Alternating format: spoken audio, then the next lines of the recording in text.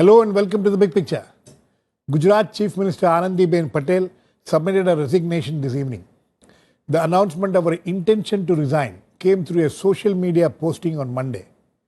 The resignation, though was being talked about for some time, however, still came as a surprise. The reasons behind the resignation is being discussed ad nauseum, though Patel made it out that she was resigning as she was reaching the age of 75 and wanted to make way for younger people. No one seems to want to believe this explanation. However, what everyone seems to agree on is that BJP is right now going through a crisis in Gujarat, and the resignation of Anandiben Patel has only added to it. The Patidar agitation for last over a year and now the Dalit uprising have all added to the worries of the BJP. Both the Prime Minister and the BJP National President have huge stakes in containing the crisis. So what are the challenges before them and the party now in Gujarat? We will discuss this today with Ashok Tandon, senior journalist, Smita Gupta, associate editor of The Hindu, Vinod Sharma, political editor, Hindustan Times, and on the phone line from Bangalore is Akar Patel, a columnist and a former editor. Welcome to all of you. Akar? Akar, you're there?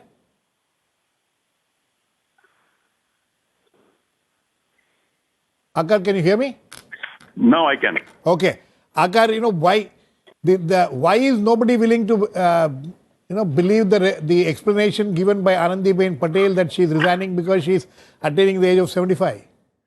Well, because Gujarat, since Mr. Modi has left it, has become a slightly less model state. And I think the perfection that was expected of it, most of it was the creation of a myth, because no state in this part of the world can really be perfect. But I think the idea that it was completely without any kind of corruption, that socially it was a state where there was no rift between the weaker sections and the dominant ones, all of that has been exploded. I think the idea of a Gujarat model that is perfect and that can be exported nationally, that had come under threat. And so I think things had come to a stage where it could no longer be put off. And I think that Ms. Patel's resignation should be seen in that light. So so are you trying to say that she was actually forced to resign and not resign voluntarily? She is very close to Mr. Modi and they've worked together for many years. So I don't know if the word force may be used. If the facts had been laid out in front of her coldly, which I'm told that they were, she would have agreed that her leaving might lead to a slightly better situation than the one that prevails now. But I think that her management of the Patidar agitation, I think the way that the state has been portrayed in wake of the Una episode are not quite the sort of things that the rest of the country would have anticipated. I think especially the Patidar agitation, when the dominant community says that the economic process of that state is flawed, I think then the whole idea of a Gujarat model tends to come under a scrutiny. So I think that it was required that the BJP change tack, and they've chosen to do this through a change in leadership. Okay. Ashok Tandon, you think it is inevitable? No, Girish, I think my colleagues from Delhi will agree. Right from 2014, when she was made the Chief Minister, at least we in Delhi believe that she will not continue till the 2017 elections. Somebody midway will come and she may retire when she attains the age of 75. And therefore, it was expected that Anandiben has to go sooner or later, perhaps by November. But the timing is certainly, of course, of discussion, subject matter of discussion. So I don't, particularly we sitting in Delhi, will not go into the nitty-gritty of the Gujarat politics of it. Because as I said, we believed right from the beginning that she will not continue till 2017. So are you trying to say that, there is no crisis? No, the thing is, I won't say crisis. Challenges, certainly, of course. In politics, there are challenges. In the given situation in Gujarat, there is a challenge before the party, before the government in Gujarat, before Narendra Modi as Prime Minister, and before Amit Shah as the party president. Certainly there are challenges, but in politics, challenges do come and they and the leadership will try to overcome it. And this is a challenge which can be overcome without Certainly, much I think so. It's not such a big crisis. See, elections are still at least 1.25 years from now, and I think see, one thing we can't forget, that even in 2017, the election in Gujarat will be fought with Narendra Modi as the leader, because he still has an aura in Gujarat, and the people of Gujarat will not be voting just because of the merit of the government in Gujarat, but the Narendra Modi factor also. Factor will be there. It certainly will be that's, there. That's what you think. Yeah. Smita? So can we say that whoever is going to be now the chief minister, according to what Ashok Tandon is saying, whoever is going to be the chief minister will be some kind of a rubber stamp. The I aura, never said rubber stamp. No, the aura of Modi will be, will be all pervasive. See, the next chief minister will be Mr. Modi's man or stroke woman, though there aren't any women in the running right now. But while I partially agree with Mr. Tandon in the fact when he says that people had anticipated that Anandiben will not continue till the end, but I think the crisis that Gujarat is facing is huge. You call it a crisis. He calls it a challenge. No, I think it's a huge crisis. Because if you just go back in history, from 1995, the Congress has not been in power in Gujarat. From 1998, it's an unbroken BJP government. That is 16 years. And 18 years now. Yeah, no. From 1998. Yeah, in between there was a Rashtriya Janata Party. No, now, 1998. Yeah. Yeah. So what I'm saying is that, and the success, first you had Keshubhai Patel, and then of course you had Mr. Modi. Now, Mr. Modi's success even in 2014 in the general elections was based on this Gujarat model that Akar was just talking about. But now it has been proved that in 2 years, it's a really fragile model, that all these social tensions are coming to the fore, the economic policy is being questioned by the Patidars, there's this huge Dalit uprising. It's almost like he had put a lid on many such tensions. So, and if it is not contained very quickly, then in fact, if you ask me, for the BJP, winning Gujarat next year is far more important than winning UP next year, because it will show that this model was really fragile, because it sort of took on some superhuman kind of dimensions. So therefore, I think Mr. Modi and Mr. Amit Shah, who together actually succeeded in winning election after election in Gujarat. I mean, you cannot discount Mr. Amit Shah's role. Absolutely. Because he was Mr. Modi's brains trust in Gujarat. So so the next person, whoever it is, in fact, in the morning today, people were even saying it could be Mr. Amit Shah. Of course, the party has denied it. Will have to be someone who restores that. And I think Mr. Modi's attention will be on Gujarat to a very great extent. What is going to be on the topmost in the mind of the Prime Minister and the party president Amit Shah when they are going to choose a new leader there? You see, Gujarat is a grave crisis for the BJP for one reason, and that is the unraveling of the social alliance that it had put together in Gujarat, whether it was, which is fenced with all kinds of tall claims or not. But the social alliance that they were claiming in Gujarat, and that was largely a religious alliance, which is based on Hindu supremacy, that alliance is coming apart, because the two major social groups which have rebelled constituted the core of that alliance. Though the number of Dalits is not very big in Gujarat, but its implication on UP is going to be grave. It is not just about Gujarat that we are discussing today. Smita said that it's more important for them to win Gujarat than UP. I think both Gujarat and UP are interlinked. And if they lose Gujarat, they lose UP, but UP is going to happen before Gujarat. So that is why the biggest challenge today for the BJP is in Uttar Pradesh in the run-up to the elections there. And the implications of Gujarat on... And the mere change of face in the state, and I can say it on the strength of past experience, that when the BJP brought Sushma Swaraj in Delhi, they still lost the election. They lost the election.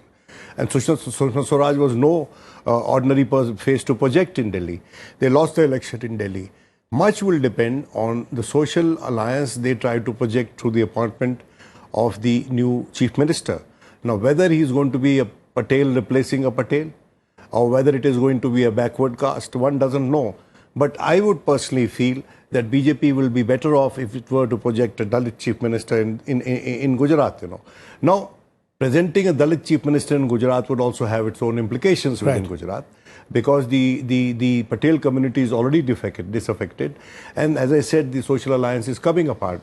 So it is not an easy solution situation, and I think that Mr. Modi will need to do more than merely depend on Mr. Amit Shah to choose a new successor. Of course, they act in tandem, both of them. Both of them know Gujarat very well, and they are best placed to decide who would be the next leader. You see, mind you, that Anandiben was also done in by the intra-BJP politics. Absolutely. And we can't ignore that fact. Right. And it was believed that even while she was chief minister, it was Mr. Amit Shah whose writ was largely running in the state, then her own writ. So these are the questions the Prime Minister will have to address, the BJP President will have to address. Okay, Akar? Akar, is that the challenge which the Prime Minister and the party president faces now, to choose what kind of a leader now who can restore what you were talking about, the Gujarat model? I think, to a large extent, the crisis is not resolvable. That the fact of jobs not being there, especially service sector jobs in an economy that is very heavily industrialized, but in an era when industry requires fewer and fewer people, and in a state where English has never been taught to any great extent, which is why they don't have a services industry. I think this is a very long-term problem. What the Patidars have come to the BJP with is not really a political problem. If the Congress were to take power, the Congress would not be able to solve it either. I think either by way of legislation, there is no way that the Patidars can get onto that list, because there is no court that would let it stand. This is one of the most privileged, powerful, well-connected communities in South Asia. For them to say that they need support of the state economically, I think is laughable. So that to a large extent, the problems the BJP faces are not short-term. They cannot be resolved through the changing of a person or bringing in somebody more dynamic. I would venture to say that even had Mr. Modi stayed on in Gujarat, this crisis would have come to fruition. This is not something that happened in his absence. It has been germinating for a very long time. I've got cousins in Surat, in Gujarat, who don't have jobs. And I think that this is not something that can be changed by bringing in a new CM. But there is a second part to it, which is that you need a competent opposition to pick up the ball and run. We have faced similar problems in Gujarat before. The Patels have rebelled many times in the past. Keshubai took the Lewa Patidar community out. What happened? The BJP still won. We've had social unrest in the past, including violence against Dalits, but we had a full-blown riot in 2002. But Mr. Modi was able to survive that, and so was BJP. I think the lack of competence, the lack of energy, the lack of dynamism in the Congress, which is especially strange because it has retained a 35% vote in that state throughout this period. It's a two-party state, where the second party has not been able to overwhelm the dominant party by adding those 3 or 4% votes that it needs in 20 years. The Congress has not won since the Babri Masjid fell. It came third in 1991. And the Chimanbhai Patel rump became the Congress, and that's why it is said that it was in power in the early 90s. But it has not won a single election in Gujarat since Rajiv Gandhi's sweep of 1984-85. So that's remarkable for a two-party state. Right. No, but this social alliance which Vinod was talking about, you think that it is coming apart, and but you said that these things have happened in the past. So are you trying to say that this social alliance coming apart is not such a big challenge? I would look at the data and say that in 2014, the BJP crossed 50% in Gujarat. They got every single Lok Sabha seat, as they did in many of the other states in northern and western India. That's the first bit. I think the Patidars don't really have an option. They own the BJP. Every single cabinet of Gujarat has been dominated by the Patidar community. Yes, there are some there is some fragmentation. Anandiben, Purushottam Rupala, Nitin Patel, Saurabh Patel, all of these are from the what is quote unquote the lesser Patel, the Kadwa Patel, the Lewa Patidar, to which I also belong. Keshubhai belongs. Sardar Patel came from it. Praful Patel comes from it. That is not really represented to any large extent. But this is a minor thing. I think after Hindutva, the Patels subscribed in full force to the BJP. They are ideologically aligned to the party in a way that very few parties are in the rest of India. I don't think the Lingayats in Karnataka have the same sort of affinity towards Hindutva as the Patidars do. They are believers in the cause. They believe they funded the Babri Masjid. The people who got killed at Godhra, many of them were Patidars coming back from Kar Seva. So I think that this kind of community investment cannot be removed just by the fact of a CM being changed or one of their demands not being met. So far as Dalits go, yeah, I think it is true that most of the reserved seats, the SC reserved seats in Gujarat go to the BJP, but I think it would not be right to say that the Dalits, for the most part, are votaries of the BJP in the way that the Patidars are. Okay, Ashok.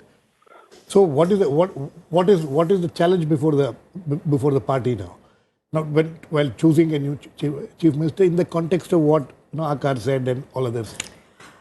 No, I tend to agree with Smita that not that UP is less important, but for obvious reasons, Gujarat is very important, and therefore they will have to think about it. The leadership which they project will have to be keeping in mind the 2017 election. And also the immediate problem. The immediate problem is Of the course. Dalit problem is there. No, of course. The Patidar agitation is still a strong factor. There are, but as also I agree with my friend that, see, Patidars have been solidly behind BJP, and if the chief minister is from the same community... If the chief minister is not from that community now, if they decide to have, will it not add to the problems? I doubt that they can afford to choose somebody from other than the Patel community.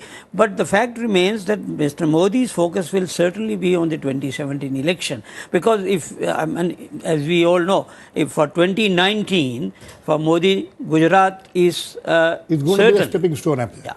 So it is very important for Mr. Modi. So keeping all these factors apart, of course, the present situation, the within the party dynamics and 2017 election, keeping all these factors in view, they will certainly project somebody who can meet the challenge, and I think the situation would be normal maybe in 15-20 days. That is how I look at it. 15-20 days as far as choosing the new leader is concerned. No, once the leader is installed, you think everything else will fall in place? No, because then he will be in charge of maintaining situation. Nobody can say that perfect situation will be arise. So, but certainly the challenge which is presently before the party and the government, I think will be dealt with. Smita, Well, you think that a new leader will be able to move in smoothly and the succession will be pretty smooth? I have a sense that the MLAs will be consulted also to a large extent, because it is not going to be some kind of a imposition from Delhi. No, I don't think they can afford to do that. So I think while I think it will be a Patel, the only exception could be, despite what the BJP has said, is Mr. Amit Shah himself. Suppose the MLAs all come forward and say that no, only Amit Shah can control, because they also have a stake in the system. Right. So it will be one of them. So as I said, that though it will be Mr. Modi's choice, I don't think it can afford really to go against the MLAs at this stage. Vinod, one of the things which I want to know, Anandiben Patel managed to, by and large, overcome the Patidar agitation, in the sense that she did not lose her job because of the Patidar agitation, being a Patel herself. But you think the Dalit uprising got her job? Well, Anandiben was never, actually she never ever measured up to the position of the chief minister. Ashokji says that it was a given that she wouldn't complete her term, the remainder of the term. After the 2012 election, Mr. Modi was there until 2014, and she was left with about 3 years or a little more. The fact remains that she lacked the persona to rule a state like Gujarat. Why was she chosen? She was chosen because she had the ear of the Prime Minister. And Prime Minister, rightly so from his standpoint, wanted to have a person of his confidence as Chief Minister to succeed him. Because perhaps in the initial phases of her Chief Ministership, she must have been guided ably by the Prime Minister himself. But the question is about Gujarat, that Gujarat today, both as an economic model and as a social alliance model, is giving grave cause of concern to the BJP. As an economic model, rightly Akar says that the Patidars are a very influential and very powerful and very affluent community. But to see the Patidars agitating for job quotas only shows that how brittle is the employment generating state of the Gujarat economy, Like we are witnessing it in Haryana. everywhere else. So, it is a matter of great pride for the Gujaratis, their enterprise, that despite being at the farthest end of the fuel chain, Gujarat is what it is today. It is not a state we can sort of sneer at, but at the same time, it is not a perfect economic model. And you see, remember, soon after coming from Gujarat to Delhi, the first attempt was on the land bill by this government. Right. And from there, the government withdrew upon hearing discordant voices from the ground and from within the party. So I think that the discordant voices from the ground and from within the party should be heard by the BJP now in Gujarat in order to have a course correction which has a degree of longevity. No, course correction. Akar, what is this course correction which they can undertake now? Because this Gujarat model, reviving and restoring the Gujarat model, is that going to be the priority? And I can think they that's do going to it? be very tough to achieve because it is already the most industrialized major state in India. Right. The difference between manufacturing and services is lowest in Gujarat. It's about 11%. In most large states, for instance, Tamil Nadu, most large states that have manufacturing bases like Tamil Nadu and Maharashtra, it's almost twice that. How much more manufacturing can they bring into Gujarat? I don't know. It will be very difficult with vibrant Gujarat, which is focused on manufacturing, focused on heavy industry, to do that any further. On the side of services, as we've already said, it's impossible that you can put together a generation of qualified people who are able to communicate with the world in English in a state where this is a language that has been demoted. So the short-term solution of putting together some kind of either brand new or shinier Gujarat model, I don't think that option is actually available to them. I think their best hope would be to keep intact whatever social construct they have and hope. And I think this is a hope likely to come true, that the Congress doesn't get its act together, that it remains a fragmented, incompetent party which doesn't have the energy to take advantage of the opening that the BJP has given to it. Mr. Ashok Tandon, has there been some kind of a complacency in BJP, because of what Akar says about the way the Congress has been able to conduct itself there?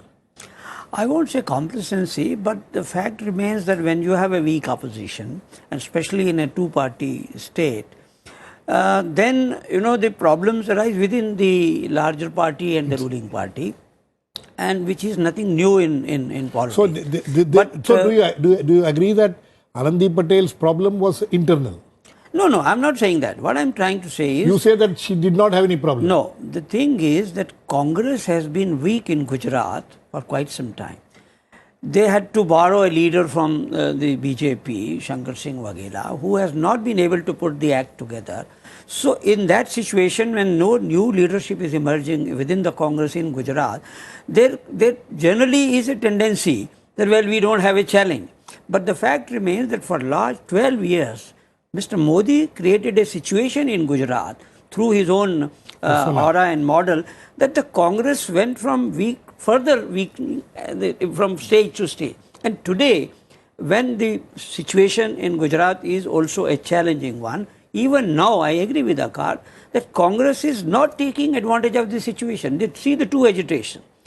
The Patidar agitation as well as the Dalit agitation were non-political. Yes. The Congress could not capitalize on in these two On either of them. agitations, and even today, they are not posing any threat to BJP in spite of the fact that they are facing a challenge in Gujarat. So, at the end of the day, when we see the 2017 election, the electorate in Gujarat, including the Patidar community, will see whether there is a credible opposition or not. So, in that case, I mean, who is the leader of the Congress in Gujarat? Is Shankar Singh Waghela, who is neither a Patel nor a backward nor a Dalit. So, crisis is there within the Congress also. It's a big challenge. It's a big challenge. Vinod, do you agree with that? May I say one thing that, of course, I've seen many people lately, the BJP has this tendency of contesting election on the presumption that Aam Aadmi Party will take this segment, this chunk of vote, and we'll win the elections. The prime example of that is Punjab, where they're thinking that we'll come back to power together with the Akalis, that, there'd be a split in the anti-incumbency vote. And surely there might be a split, and they may be better placed. But this is no way to plan a strategy for the future. It is the Gujarat state which had seen a formidable social alliance in the shape of Kham, Madhav Singh Solanki. This Kham alliance was a formidable alliance that gave the Congress a majority, which was unprecedented in the history of the state at that point of time. Madhav Singh Solanki. Yes, Madhav Singh Solanki. It was Kshatriya, Harijan, Adivasi and Muslim alliance. Now, Mr. Solanki, the current Waghela. Mr. Waghela is a Kshatriya. They are actually those are the Kshatriyas are backwards in Gujarat, if I am not wrong. So you see, you never know when an alliance happens on the ground and leadership gets thrown up. That is not a point of any solace for the BJP. A state which was the original laboratory of Hindutva after Jammu. Jammu is in a state of ferment, Gujarat is in a state of ferment. And I can understand that why the concerns and anxieties would be greater reduced regarding Gujarat. Because it is the original laboratory of Hindutva. Now, whether there can be some inroads made by the Mandal to break the Kamandal has to be seen. Okay. The problem is the problems within the Congress actually something which BJP, despite the crisis which it is facing, can feel comfortable about? See, the Congress is still trying to figure out what to do. They know this is an opportunity. But for instance, the Patidar agitation, they didn't get too much into it because they felt the Patidars They didn't get into it or they couldn't get into it? No, they didn't get into it. Whereas in this Dalit agitation, though they are not in leadership positions at all, their members are participating in these. It's not their leadership, it's not their organization, but their members are supporting it. But the Congress is a bit hesitant because in the past, as everybody knows, it was a Hindutva laboratory. A lot of the riots that took place were finally fought between Dalits and Muslims. Except that in this case, if you notice that the big rally had Muslims came together. Right. So the Congress is still sitting on the margins, whereas our friend Arvind Kejriwal has plunged in. First he plunged in to make friends with Hardik, once with. Okay, so I think on that note we'll end. But it's a very interesting situation in Gujarat. Some of the points which have emerged out of this discussion is something which we'll have to watch very closely how it all develop. We'll wait and watch. Thanks to all my guests. Please keep watching. We'll come back with another issue in the big picture same time.